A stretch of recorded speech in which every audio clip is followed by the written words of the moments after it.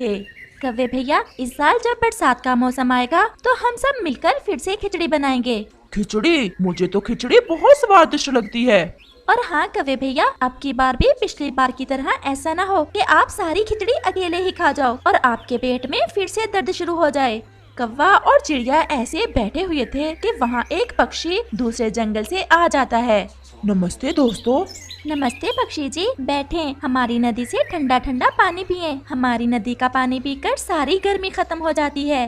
पानी तो मैंने पी लिया है। मैं आप सब पक्षियों को ये बताने आया था कि कुछ ही दिनों में आपके जंगल में बरसात शुरू होने वाली है। बादल आए थे हमारे जंगल में और कल ही बता कर गए हैं। हमारे जंगल के तोते ने कहा कि मैं आप सबको भी बताऊं। पक्षी जी, परंतु इस साल क्या बादल पहले ही आ जाएंगे? सावन में तो अभी कुछ दिन बाकी हैं। आप बस तैयारी कर लें, कुछ पता नहीं आज या कल बरसात शुरू हो जाए। ऐसा कहते हुए वो पक्षी वहाँ से चला जाता है। कव्वे भैया, मेरे घर की तो छत भी टूटी हुई है। अगर मैंने अपने घर की छत मरम्मत ना की तो बहुत मुश्किल हो जाएंगे बरसात के दिन। चिड़िया, ऐसा करते हैं, मैं भी आपके साथ ही बरसात के दिन गुजार लूंगा और मैं आपके घर की मरम्मत में आपकी मदद करूंगा। परंतु कव्वे भैया, जो पक्षी घरों की छतों को मरम्मत करता है वो तो दूसरे जंगल में रहता है। चलो हम अभी उसके पास जाते हैं और उस पक्षी से कहते हैं कि मेरे घर की छत को मरम्मत कर दे। फिर कौवा और चिड़िया दूसरे जंगल बढ़ई पक्षी की तरफ चल देते हैं। धूप तो थी, परंतु चिड़िया और कौवा उड़ते हैं क्योंकि चिड़िया तो बरसात के मौसम से कुछ ज्यादा ही डरती थी। फिर वो दोनों दूसरे जंगल पहुंच जाते हैं। वो एक पेड़ पर बैठ जाते हैं।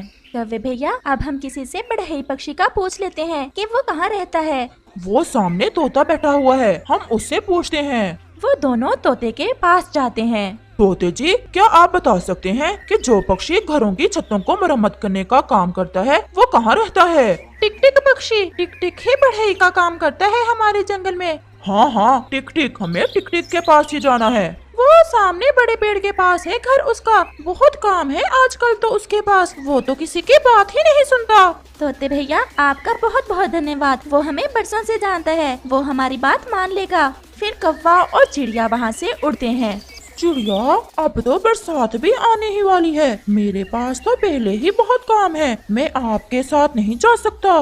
टिक टिक भैया, हम आपके पुराने ग्राहक हैं। अगर आप हमारा घर मरम्मत नहीं करेंगे तो हम कहाँ जाएंगे? तो फिर पहले मुझे मिठाई ला कर दो। जो पक्षी मुझे मिठाइयाँ ला कर देता है, इस बार तो मैं उसी के घर की मरम्मत करता हूँ। मिठाई मिलेगी कहाँ से? जंगल के बाहर हलवाई की दुकान से। और कहाँ से मिलेगी मिठाई? कव्वे भैया, चलो हम मिठाई ले आते हैं। ये कौन सा मुश्किल काम है? फिर तो टिक टिक भैया हमारे घर की छत मरम्मत कर ही देंगे। जाओ जाओ, मिठाई लेकर आओ और फिर देखना मैं कैसे अच्छे से आपके घर की छत मरम्मत करता हूँ। चिड़िया और कौवा वहाँ से चले जाते हैं। वो जंगल के बाहर उस हलवाई पक्षी के पास पहुँच जाते हैं।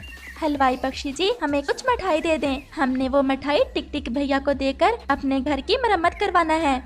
मिठाई तो मैं तुम्हें जरूर देता, परंतु मेरे पास तो शक्कर खत्म हो गई है। आप मुझे शक्कर ला दें, फिर ही मैं आपको मिठाई बना कर दे सकता हूँ। पक्षी जी, कहाँ से मिलेगी शक्कर?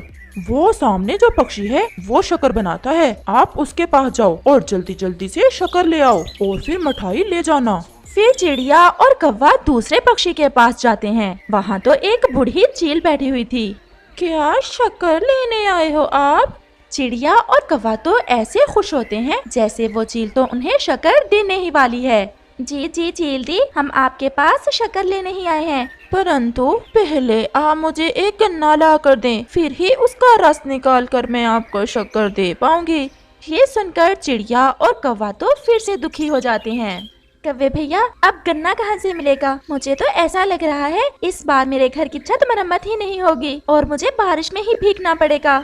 चिड़िया, आप चिंतित ना हो, पास वाले गांव में किसान की गन्ने की फसल है, हम वहां से एक गन्ना ले आते हैं। ये कोई मुश्किल काम नहीं है। अगर हम यहाँ तक पहुँच गए हैं तो इससे आगे भी जाएंगे और अपने घर की छत को मरम्मत जरूर करवाएंगे। फिर वो वहाँ से उड़ते हैं। फिर वो गन्ने की फसल के पास पहुँच जाते हैं। वो एक पेड़ पर बैठ जाते हैं, परंतु वहाँ तो एक किसान फसल के पास ही खड़ा था। चिड़िया, अगर चोरी की तो ये इंसान बंदूक या तीर चला देगा। हम उस इंसान के पास जाते हैं और उससे पूछकर एक गन्ना ले जाते हैं। क्या वो इंसान हमें गन्ना दे देगा?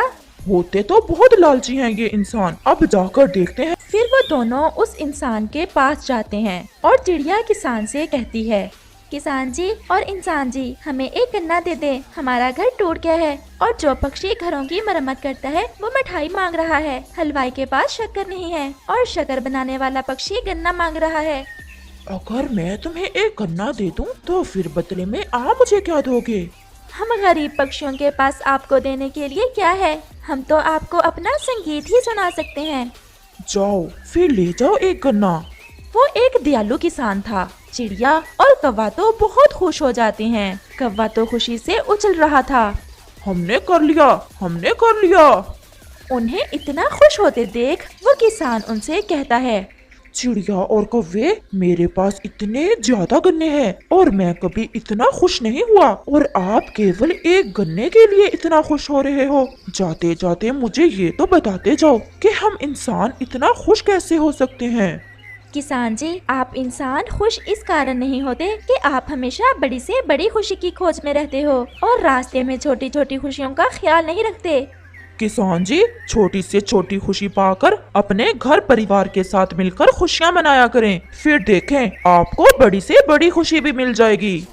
ऐसा कहते हुए चिड़िया और कौवा किसान से एक गन्ना लेकर वापस हो लेते हैं। मुझे तो नहीं लग रहा था कि आप गन्ना ला सकोगे। चील दी, हमने कोशिश की और हिम्मत नहीं हारी, इसलिए हमें ये गन्ना मिल गया। फिर चील दी उन्हें उस गन्ने से शक्कर बनाकर दे देती है, जिसे लेकर चिड़िया और कौवा हलवाई के पास जाते हैं। इस शक्कर से तो बहुत मजे की मिठाई बनेगी। मैं आपको ज्यादा ही मिठाई बना देता हूँ। टिक टिक को देने के बाद बाकी की आप अपने घर ले जाना। आपका बहुत बहुत धन्यवाद हलवाई पक्षी जी। चिड़िया और कौवा वहाँ से मिठाई लेकर वापस टिक टिक के पास आते हैं। ये मिठाई तो बहुत स्वादिष्ट लग रही है, मुझे बस इसमें से आधी दे दें और फिर देखना मैं कैसे मरम्मत करता हूँ चिड़िया आपके घर की छत। टिक टिक जी आप चलें, शाम भी होने ही वाली है। फिर वो बढ़ई पक्षी अपना सामान लेकर चिड़िया और कौवे के साथ जाता है और चिड़िया के घर की छत मरम्मत कर देता है। वो कील लगाकर छत को पक्का कर देता है और वापस चला जाता है। रात भी हो जाती है और आसमान पर गहरे बादल छा जाते हैं। बादल जोर से गरजता है और बारिश शुरू हो जाती है। कौवे भैया, अब लेंगे हम मजा बारिशों के दिनों का। हमारे पास सुरक्षित घर भी है और खाने को भोजन भी। अब हमें काहे की चिंता। साधु उल्लू अपनी गुफा में बैठा अपनी तपस्या में मसरूफ था। वो साधु उल्लू पूरे जंगल की खबर रखता और जो पक्षी जंगल में अच्छे अच्छे काम करता वो साधु उल्लू उसे शक्तियाँ दे देता, जिससे वो पक्षी और भी दूसरे पक्षियों की मदद करता। और फिर ऐसे ही इसका विद्यार्थी कबूतर इसके पास आता है। नमस्ते शिक्षक जी, आपने मुझे बुलाया था। मैं दूसरे जंगल गया हुआ था, जैसे ही मुझे संदेश मिला मैं चला आया। बहुत दिन हो गए, जंगल के पक्षियों की कोई खबर नहीं है मुझे। मैंने सोचा है कि तुम एक दफा जंगल में जाओ और पता करो कि पक्षी कैसे हाल में है, क्या वो अच्छाई के काम ही कर रहे हैं, कहीं बुराई पर तो नहीं लग गए, और ये भी पता करो कि वो एक दूसरे की मदद भी करते हैं। जैसे आपका हुक्म शिक्षक जी, मैं अभी जाता हूँ। ऐसे नहीं, तुम यात्री बनकर जाओगे और पक्षियों से दाने और पानी मांगना और फिर जो पक्षी सबसे अच्छा हो मुझे आकर बताना। और फिर कबूतर वहाँ से चला जाता है। मुझे शिक्षक जी ने जंगल भेजा है, मुझे कुछ दिन लग जाएंगे। तुम्हारे पास दाना तो है, बस ध्यान रखना, मैं जल्द ही लौट आऊंगा। क्या काम है जंगल में? किस काम से भेजा है शिक्षक जी ने तुम्हें? पक्षियों में अच्छाई और बुराई को देखना है। लेकिन जरूरत से ज्यादा ना आजमाना किसी पक्षी को। मैं ठीक से करूँगा। और फिर वो कबूतर वहाँ से चला जाता है। वो जल्द ही जंगल में पहुँच जाता है। शाम हो गई थी और वो थोड़ा आराम करने के लिए एक पेड़ पर बैठ जाता है। पास में ही उसे एक तोता दिखता है और वो तोते के पास चला जाता है। तोते, आप इसी जंगल में रहते हो? जी जी कबूतर, मैं इसी जंगल में रहता हूँ, लेकिन आपको पहले कभी नहीं देखा मैंने। मैं यात्री हूँ, पिछले जंगल से आया हूँ और सागर की तरफ जाना है मुझे। भूखा हूँ, सुबह से सफर में था, समय ही नहीं मिला कुछ भी खाने का। अगर आपके पास कुछ है तो मुझे दे दो खाने को। यात्री जी, बात ये है कि मुझे मिले थे आज सिर्फ 2 अमरूद। एक तो लिया मैंने वही खा और दूसरा है मेरे पास। मैं ये तुम्हें जरूर दे देता, लेकिन मेरी पत्नी मेरा इंतजार कर रही है। अगर मैं इसके लिए कुछ खाने को ना लेकर गया तो वो मेरे से लड़ाई करेगी। तो क्या आधा अमरूद दे सकते हो तो मुझे, बस थोड़ा सा? वो भी नहीं दे सकता मैं आपको, क्योंकि मेरी पत्नी की एक आदत बहुत खराब है, वो किसी का जूठा नहीं खाती। अब मुझे जाना होगा। और फिर तोता वहाँ से चला जाता है। इसे भी अपनी ही चिंता है, इसमें भी जरा सा भी प्रोत्साहन नहीं है दूसरों की मदद करने का। वो कबूतर खुद से ऐसे बातें करता है और फिर रात हो जाती है। वो कबूतर थोड़ा आगे बढ़ता है तो उसे एक उल्लू नजर आता है। वो सोचता है कि ये तो है भी शिक्षक जी के परिवार से, चलो इसे ही देखते हैं कि ये कैसा है। और वो कबूतर सीधा उसके पास जाता है। इतनी रात के कबूतर, तुम यहाँ क्या कर रहे हो? मैं एक यात्री हूँ। और वो उससे खाने के लिए कुछ मांगता है। वाह कबूतर, एक उल्लू तुम्हारी क्या मदद कर सकता है? हम तो खाने के लिए आपस में लड़ते रहते हैं, भला तुम्हें क्या दे सकता हूँ मैं? और फिर ऐसा कहते हुए उल्लू वहाँ से चला जाता है। रात वो कबूतर उसी पेड़ पर गुजारता है और सुबह होते ही वो कबूतर वहाँ से चला जाता है। थोड़ा ही आगे उसे कौवा और कव्वी मिलते हैं। वो वहाँ रुक जाता है। कौवे, मैं एक यात्री हूँ, सफर में हूँ, खाने को कुछ नहीं है, अगर कुछ दे दो तो मैं तुम्हें दुआ दूंगा। मैं पूछता हूँ अपनी पत्नी से, गोरी कोई यात्री है, खाने को कुछ मांग रहा है, ये दाने तो हैं, अगर थोड़े से उसे दे देते तो दुआ देगा बेचारा गरीब। कहाँ का यात्री है वो? सब झूठ, ऐसे यात्री रोज आते रहते हैं। हम किस किस की मदद करें? आहिस्ता बोलो, वो सुन रहा है। तो मैं क्या करूं? सुनने दो उसे। ठहरो जरा, मैं देखती हूँ उस यात्री को। हाँ बेई, कौन सी दिशा में जाना है तुम्हें? मुझे सागर की तरफ जाना है। तो जाओ, पूर्व की तरफ, उसी दिशा में है सागर, भागो यहाँ से। और वो कबूतर नाराज होकर वहाँ से चला जाता है। कबूतर सीधा नदी की तरफ जाता है, वहाँ से ठंडा पानी पीता है और फिर उसका शिक्षक जी अपनी शक्ति से उसके लिए भोजन भेज देता है। वो भोजन खा लेता है और वहाँ से जाने ही वाला था कि वहाँ एक बुलबुल आ जाता है। कबूतर, आप कहाँ से आए हो? मैं पिछले जंगल से आया हूँ और मुझे सागर की तरफ जाना है। और फिर कबूतर बुलबुल को भी आजमाता है। कबूतर, मुझे बहुत अच्छा लगता अगर मैं तुम्हारी मदद कर पाता तो, लेकिन सच में मेरे पास तो कुछ भी नहीं और मेरे बच्चे भी सुबह से भूखे हैं। मैं तो उनके लिए भोजन ढूंढने निकला था। कोई बात नहीं, अगर ऐसा है तो मैं किसी और पक्षी से मदद ले लेता हूँ। लेकिन मेरी आवाज बहुत मीठी है, मैं तुम्हें संगीत सुनाता हूँ। और फिर बुलबुल कबूतर को अपनी मीठी मीठी आवाज में संगीत सुनाता है। तुम्हारा बहुत बहुत धन्यवाद, तुम्हारा संगीत सुनकर मुझे बहुत अच्छा लगा। अब मुझे जाना होगा, मैं किसी और से कुछ खाने को ले लेता हूँ। तुम्हारी आवाज बहुत मीठी है और अब कभी भी तुम्हें दाना ढूंढने में मुश्किल नहीं होगी। ऐसा कहते हुए कबूतर वहाँ से चला जाता है। और फिर जैसे ही बुलबुल पीछे मुड़कर देखता है, उसके सामने ढेर सारे फल होते हैं। वो बहुत हैरान होता है और वो अपनी जरूरत के हिसाब से फल लेकर वहाँ से अपने घर चला जाता है। और कबूतर एक पेड़ की छांव में बैठ जाता है। वहाँ पर रानो चिड़िया भी आ जाती है। आप कौन हो और ऐसे उदास क्यों बैठे हो? मैंने पहले तो कभी नहीं देखा आपको इस जंगल में। मैं यात्री हूँ और सागर की तरफ जाना है मुझे। थक गया था, बस थोड़ा आराम करने के लिए बैठ गया। तो फिर आप भूखे भी होंगे। ये ले, ये चावल के दाने हैं, आप ये खा लें और मेरे साथ मेरे घर चले।